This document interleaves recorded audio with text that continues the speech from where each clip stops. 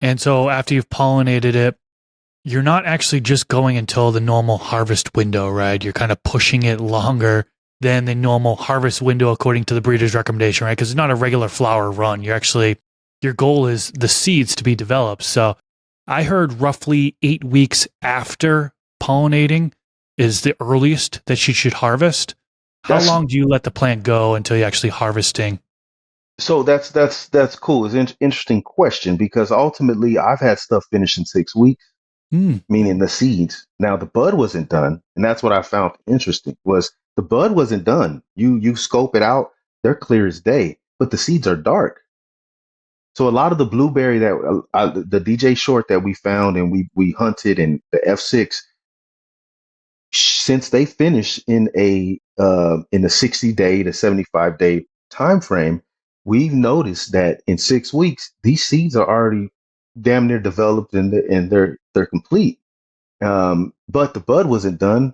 It still needed another week or so, but or maybe even 2 weeks. But that's on that note. Now there are some that you need to push, like the Cartier cookie that we worked on a chill out. I actually had to let it go a lot longer because it has a lot of sativa traits in her.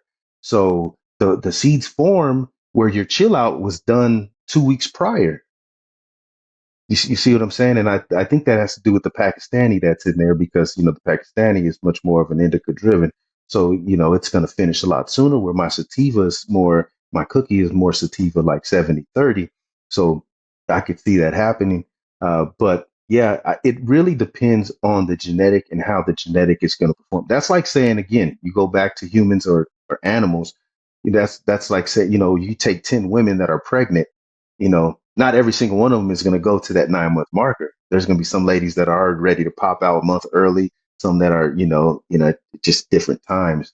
So then you start factoring nutrients and all this and that, and your finish, and there's so many variables that take shape. But I seem to allow to, I watch the plant, I pay attention to what she's telling me, and I kind of nurture her until it's time to give birth, and then you could tell. Another thing I do is I kind of because the top and the bottom, top, middle, and bottom are all going to give you a different look. A lot of the top buds are going to be a bit wider or a bit, they're not developed yet because it's new growth. The middle is going to show you exactly what's going on. In the bottom, you're going to get these dark seeds because they've been done. But so what I do is I kind of pluck from the top middle and I kind of see where that's at.